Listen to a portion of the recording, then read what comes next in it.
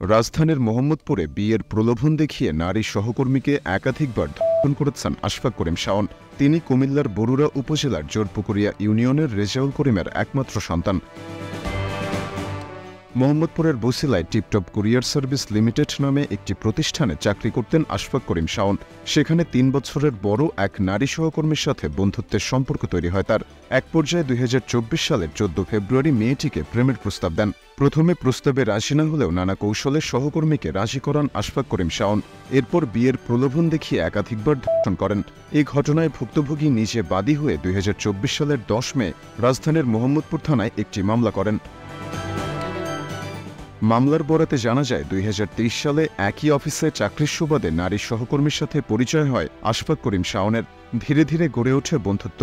পরে ভুক্তভোগী নারীকে প্রেমের প্রস্তাব দেন বিবাদী। প্রথমে রাজি না হলেও বাদী পরবর্তীতে প্রস্তাবটিতে সম্মতি জানান।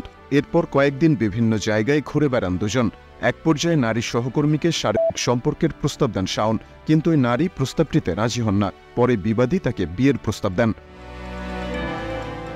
গত ১৭ ফেব্রুয়ারি বিভিন্ন জায়গায় ঘোরাঘুরির পর নারী সহকর্মীকে মোহাম্মদপুরে তার বাসায় পৌঁছে দিতে যান শাওন। এ সময় বাসায় কেউ না থাকায় বাদীর সাথে গল্প করতে শুরু করেন তিনি। এক পর্যায়ে তাকে শারীরিক সম্পর্কের প্রস্তাব দেন।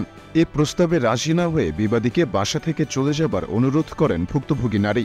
পরে ইচ্ছার বিরুদ্ধে তাকে জোরপূর্বক ধর্ষণ করেন শাওন। সবশেষ ২০২৪ সালের ৬ মে বিয়ের দিন তারিখ ঠিক করার কথা বলে মোহাম্মদপুরে নারী সহকর্মীর বাসায় যান শাওন। এ সময় বাসায় কেউ না থাকলে আবারও তাকে শারীরিক সম্পর্কের প্রস্তাব দেন তিনি। যথারীতি বিয়ের আগে শারীরিক সম্পর্কে রাজি না হওয়ায় শাওন ভুক্তভোগীকে আবারও তার ইচ্ছার বিরুদ্ধে জোরপূর্বক ধর্ষণ করেন। এরপর বাসা থেকে বেরিয়ে যান। এই ঘটনার পর ভুক্তভোগী নারী বিয়ের বিষয়ে আলোচনা করলে আবারও অস্বীকৃতি জানান আশফাক করিম শাওন। এক পর্যায়ে মেয়েটির সাথে সকল রকম যোগাযোগ বন্ধ করে দেন। উপায় না পেয়ে তখন শাওনের মায়ের সাথে যোগাযোগ করেন ভুক্তভোগী, কিন্তু তিনি বিষয়টিকে পাত্তা না দিলে একরকম বাধ্য হয়ে মোহাম্মদপুর থানায় একটি অভিযোগ দায়ের করেন ওই নারী। এই ঘটনায় মে মাসের ১২ তারিখ আশফাক করিম শাওনকে আটক করেন মোহাম্মদপুর থানা পুলিশ। ১ মাস জেল খেটে জামিনে বের হন তিনি। এরপর জুন মাসের ২৭ তারিখ ভুক্তভোগী নারীর সাথে যোগাযোগ করেন।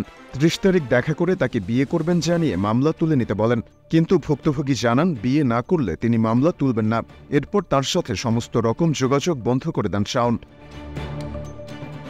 এ বিষয়ে আশফাক করিম শাওনের সাথে যোগাযোগের চেষ্টা করা হলে তাকে পাওয়া যায়নি।